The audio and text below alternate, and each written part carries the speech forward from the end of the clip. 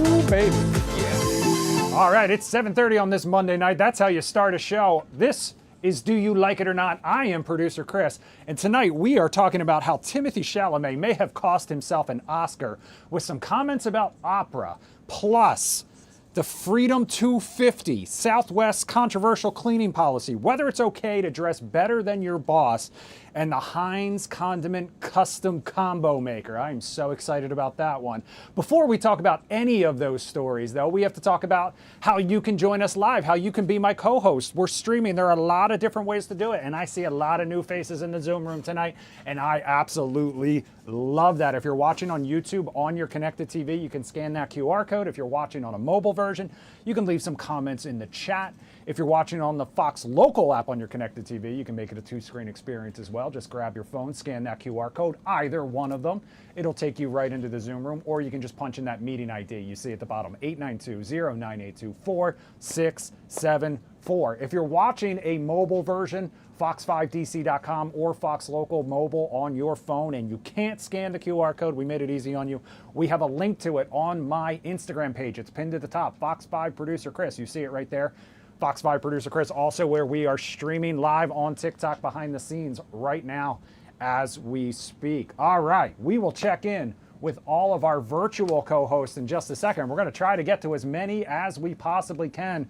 First, though, we have to say hello to the woman responsible for all of these new faces in our Zoom room. Please welcome our Zoom room MVP and birthday girl, the one and only Melissa Rosario. Melissa, welcome back. Oh, happy birthday. Thank you.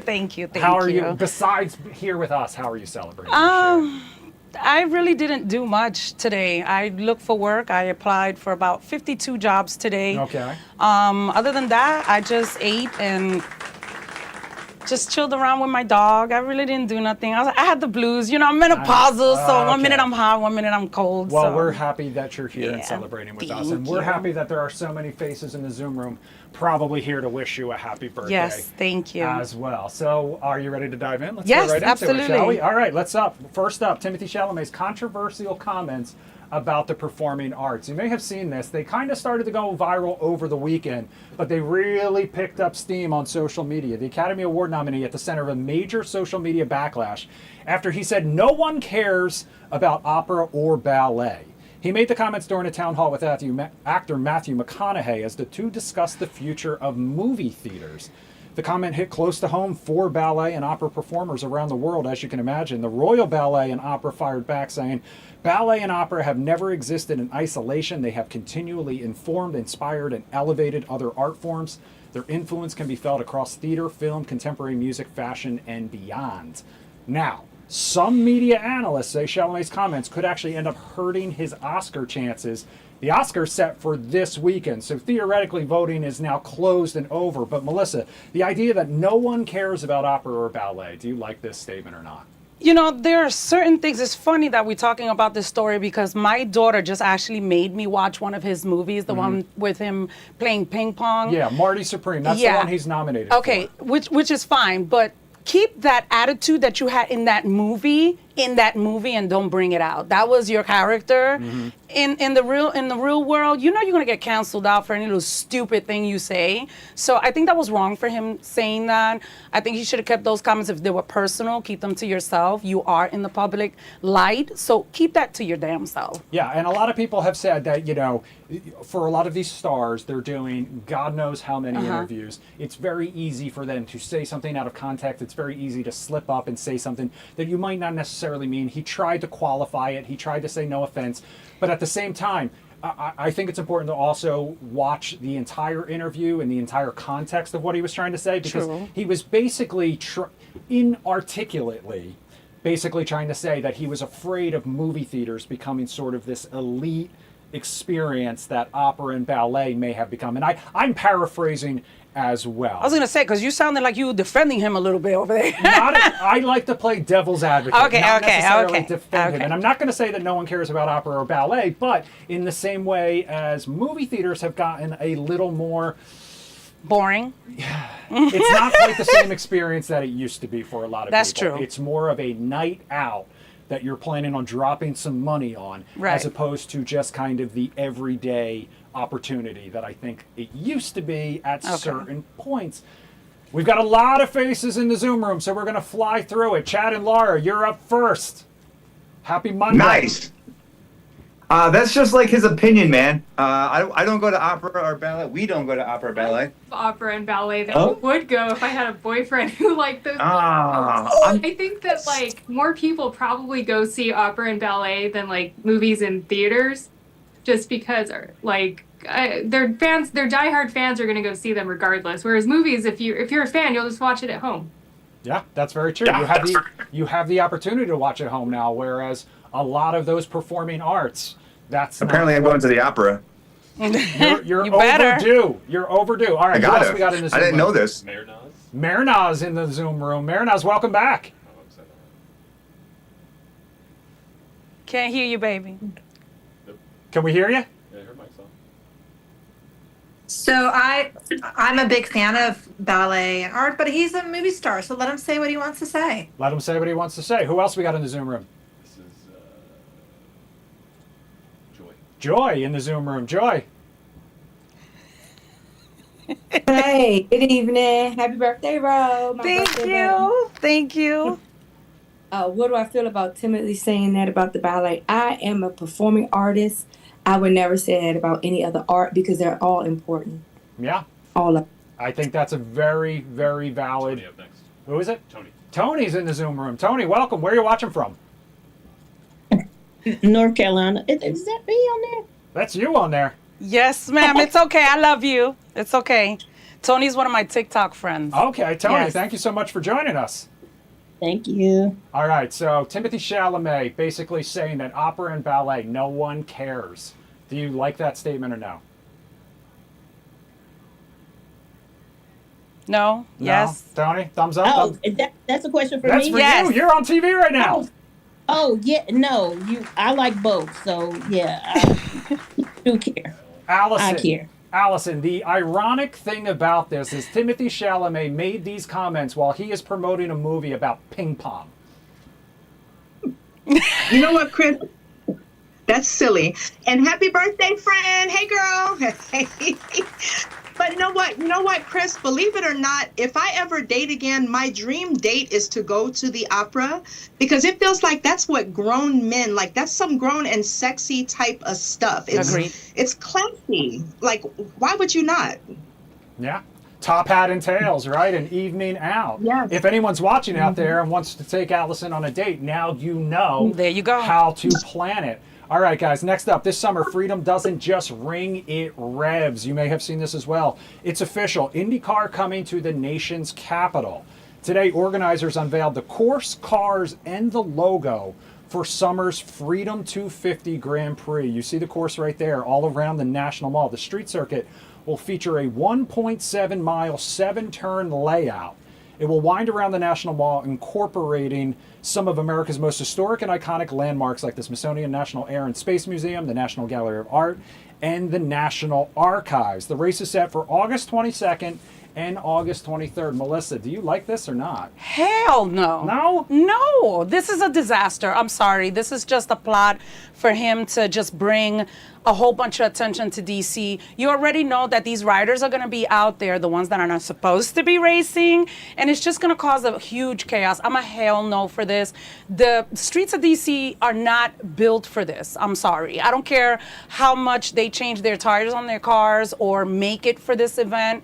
I'm sorry. DC is just way too busy for this hell of a mess. Hell no. I actually had the same question about the streets of DC and how they will have to kind of be either improved before or after this race is over. David, we have talked before about whether or not you like some of these major monuments being incorporated into these celebrations, the idea of an IndyCar race through the streets of the National Mall. Do you like this or not?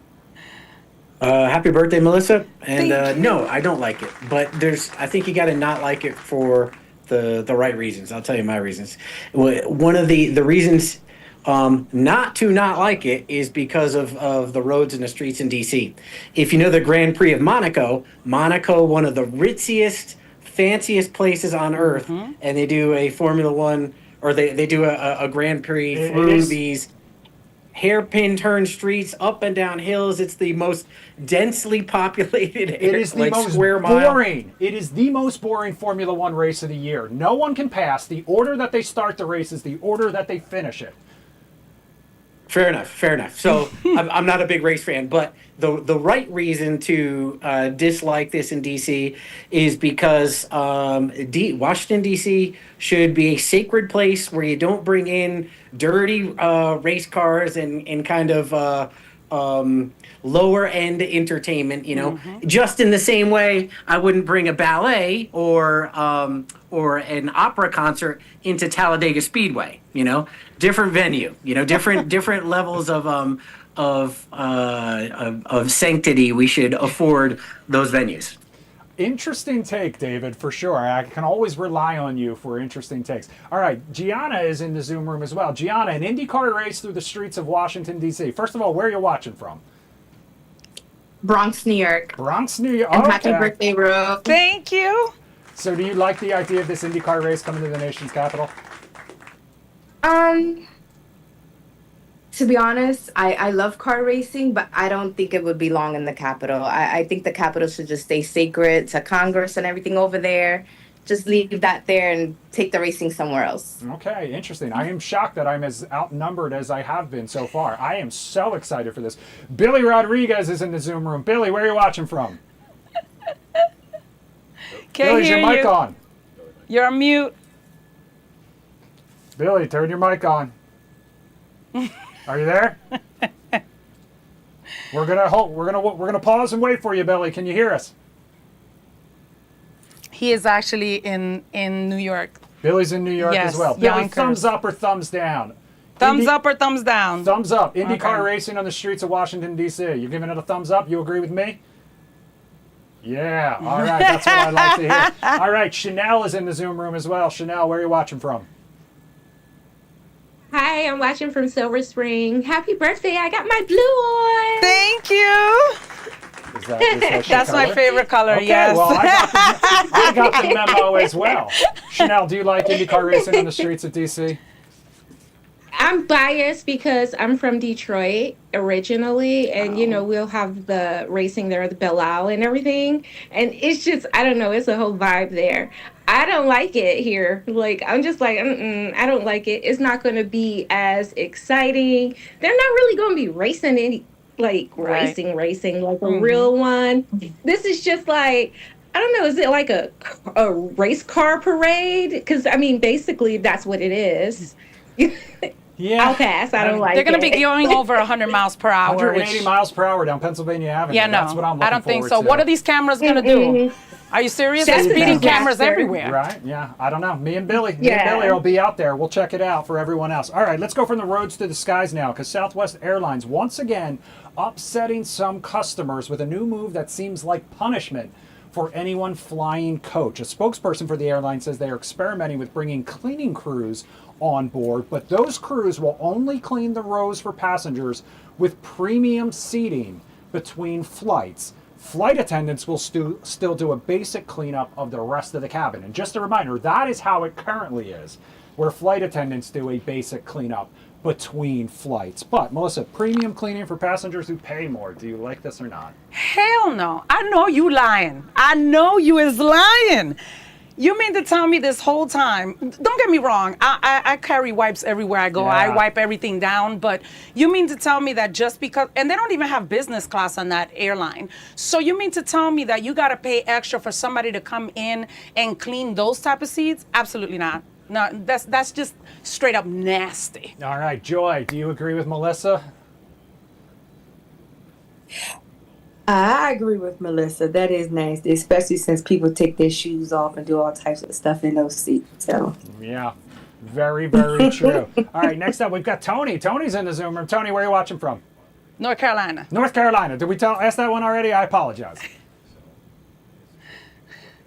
Tony, is your Can't mic hear you, on? baby. Oh, yeah. I'm in North Carolina. I'm on mute again. Sorry. That's all right. So the idea of Southwest offering cleaning for people who pay more. Do you like this or not?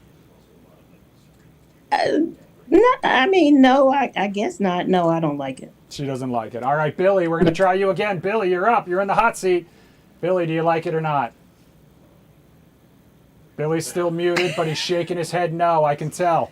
All right, we're going to go to Micah. Micah, with the Cape Cod sweatshirt on. Micah, where are you watching from?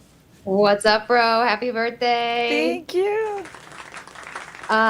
This is just another way for the airlines to try to upcharge for what should be basic for everybody. Like they should be equalizing the price point for everybody and giving everybody especially basic services like cleaning. That's ridiculous. Yeah, I don't think a lot of people disagree with you on that one.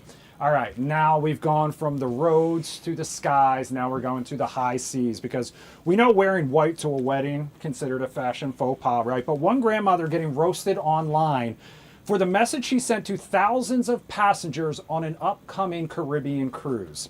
In a post on Reddit, the grandmother noted that her granddaughter's wedding she was getting married on day 3 of the cruise. Day 3 also happened to be the cruise ship's white night themed dinner.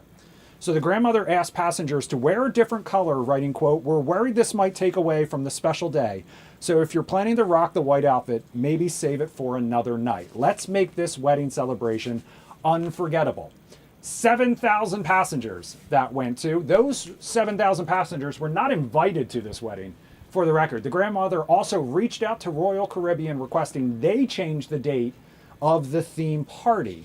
The grandmother didn't get the response she may have hoped for. One person responded that they would actually go out of their way to buy a bunch of cheap wedding dresses so their group could wear them every single day of the cruise. So Melissa, asking 7,000 people to change their plans to accommodate your wedding on a public cruise. Is she a millionaire? Is she somebody that, okay, because if she was a millionaire or related to the Orange Puppet, I could understand something like that happening. However, you can't expect somebody to change, their themes or whatever's going on a cruise ship, which I understand, we had this discussion before. I would wear red, to stand out. But no, hell no, I don't like this. Absolutely not. No. Doesn't like it. Allison, the idea of you've booked your cruise, you're going away, it's your vacation, you have plans to attend this themed night, and then someone says, you know what, I'm getting married, I don't want you to do that. Do you like this or not?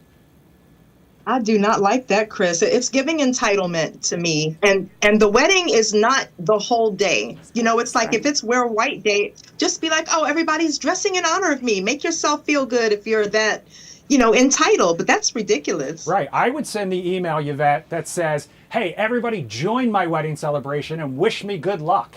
Do you like that or not? Am I talking? You're up. Yes. You're on TV. This is my best friend, by the way. This is your best friend? She's in New York. We've been friends for almost 40 years. I love this woman to death. We've been through thick and thin. I mean, you name it, through junior high school, college, watching our kids grow up and everything. So she's one of my best friends. Well, thank you so much for joining us tonight. No problem. I got sidetracked with the question, but I'm agreeing with the lady that was before me. That's a sense of entitlement. So all right, just enjoy it on your wedding day. That's it. So since you've known Melissa for so long, what do we not know about her? What do you know about her that we don't? Be honest. I love her to death, but she's a pain in the ass. Okay. You love her to death, but she's a pain in the ass. All right, Chanel. Thank you so much for calling in. Chanel in the Zoom room. Chanel, do you like this idea of asking 7,000 other passengers to change their plans? No, it's entitled. And listen, I'm an only child, so I got the only child syndrome, okay? Mm-hmm. But this, Granny, are you serious? Me and Granny would have to have a come to Jesus. I'm going to pull her to the side and just let her know, don't ask of that. And I'm going to get her right on together because, no, that's disrespectful. My hard-earned money, I'm taking a trip, and you're going to dictate how I dress or what I can participate in on the cruise. Don't like it. All right, Khalil. Khalil, where are you watching from? I'm out of town right now in St. Croix. Whoa, nice. Khalil is one of my special needs students. Yes. Well, thank you so much for calling in. Any birthday shout outs for Melissa you want to give? Happy birthday, Melissa. Thank you. I help them lose a lot of weight. Yeah, I've lost a lot. All right, well, that means that I need to hire you next because the dad bod is real right now. All right, keep the comments coming on all the stories we've talked about so far. Coming up next, we're going to talk about the custom condiment machine and what your go-to mix would be. We'll be right back.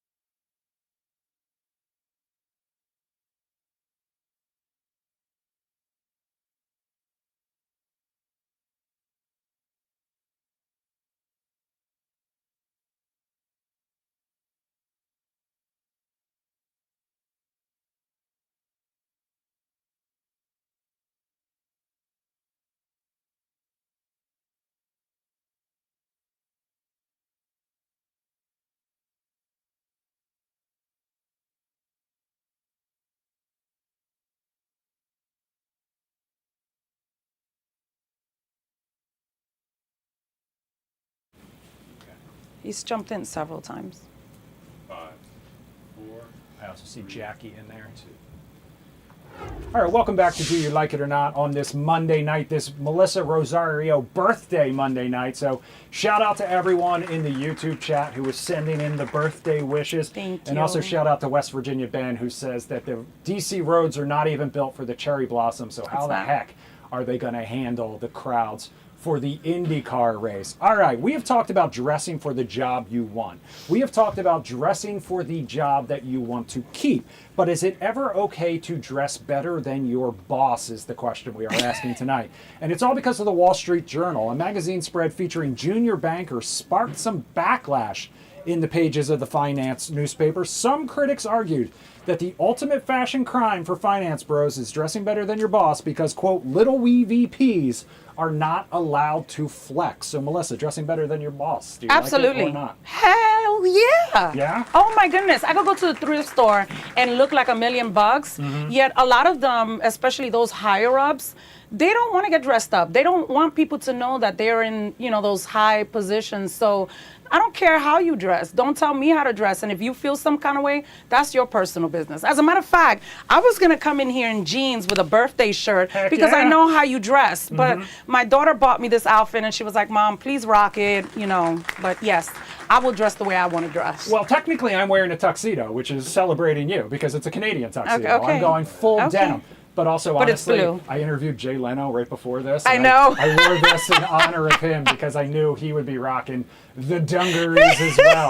Chad's in the Zoom room. Chad, the idea of dressing for the job you want, but dressing better than your boss, do you like it or not? Or is that a no-no? Melissa, mute your mic. Melissa, your mic is still on.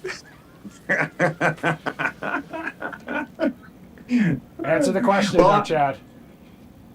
I'm in the fitness industry, so this is what we get. I'm dressed equally as good as my boss. Fair. All right, who else we got? It's chaotic in here. This room is chaotic right now. The Zoom room is chaotic. So, Gianna, if you can hear me, the idea of dressing better than your boss, do you like it or not, or is it a straight up no-no? I'm gonna dress how I want to dress, and if they don't like it, that's a them problem. That's a them problem. All right, Jackie's in the Zoom room. Jackie, can you hear me? Where are you watching from? Chad's in the Zoom room. Chad. Hi. Stick with the job you want. Where are you watching from? DC. DC. All right. The idea of dressing better than your boss. Do you like it or not? Yeah, I like it. I like to stun on my boss sometimes. Yeah. All right. I like that. Joy, the idea of dressing better than your boss. Do you like it or not? Oh, I like. They may not like wearing clothes or like looking cute. So if I want to be cute, I'm gonna do it. Yeah, right. Mark Zuckerberg wears like a hooded sweatshirt every single day for years. Famous for it. That shouldn't stop his employees from wanting to dress up a little bit. This is not a problem I ever have to worry about, as everyone out there knows. I kind of go on a more casual side. Speaking of fashion, one Fox 5 viewer, actually more than one Fox 5 viewer, was no fan of Jim Lokay's casual Friday look. Oh, where is he? This past week. So you see what he was wearing right there, right? You see he's got his olive green joggers on or whatever, his black t-shirt. He got some emails from viewers. Jim, a jacket with a golf shirt or other collared shirt. No tie required on Dress Down Friday is fine. Not a t-shirt. That was not the only email that he got. Jim Lokay's attire is unacceptable. Friday, March 6th. No TV anchor should wear a black t-shirt any day of the week. The leisure jacket looks awful as well. Ouch, Melissa. Casual Friday for Jim Lokay. Are we okay with it or not? Listen, I'm even okay when he starts taking off his tie before his show because I watched, I'm a faithful watcher. I actually agree with what he had on, and haters are going to be haters. Haters are going to hate. But I'm going to pull him after the show because high five for him for doing that. Not that many people do that on a casual Friday, but who cares about what they think? It's a hell yeah for me. Also, shout out to Jim for pulling those emails, obviously, and sharing them. Yeah, putting seriously. those haters on the list. David, was that you? Were you one of those? Were you one of those haters emailing? You know it was him. Nice try trying to frame me, Chris. No, that wasn't me. Although Jim Lokay is my arch nemesis, and I'll take issue with him like I have before. This ain't the issue. I'm going to take care of him. He's okay. His dress is not the thing I'd criticize him on. Okay. Gotta hit me for the next. Don't worry. Hang tight. It's coming next. All right. I literally just put that one story in just to find out whether you were the guilty party in the meantime. But Allison, while I've got you here, Jim Lokay's Casual Friday look. Do we like it or not? Yes, I like it so much. I think it is so hot to see a man with the black T-shirt on. And it really would have popped if he would have had a gold chain on with it. Just a small little That's gold what he was chain, missing. But I think it looked great. All right, I'll hook him up. Right? With this one coming up next. All right, so if you're keeping notes, tight black T-shirt, opera, first date, Allison, hit her up in the Zoom room. All right, speaking of things from Pittsburgh, Jim Lokay is, in case you didn't know, let's talk about Heinz now. Because the condiment maker is letting customers get creative with what they put on their food with their remix sauce machines. You see it right there. Think those like Coke vending machines where you can do any sort of custom combo, but for condiments. First, you choose a classic base, ketchup, mayo, barbecue, or mustard. Then add up to 2 flavor enhancers like jalapeno, garlic, honey, or bacon. Last, choose from 3 intensity levels, from sweet heat to smoky spice. There's more than 2,000 possible custom combinations. So, Melissa, the custom condiment combo, do you like it or Hell not? no. No? Hell to the no. I'm sorry. I'd rather have my own little separate cups, and if I want to mix something with something, I'll do it.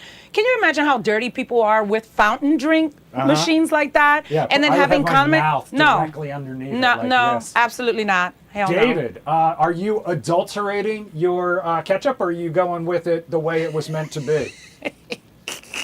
I'd be willing to try some mixes and stuff. My main concern is I want that ketchup out there. Give me maximum quantities. Don't be trying to minimize your ration my portion size with it, for one. And two, this thing's gonna break like 10 times a day. Yeah. So that part too. That part too. David wants it in a 20-ounce soda cup. All right, Jaylene's in the Zoom room.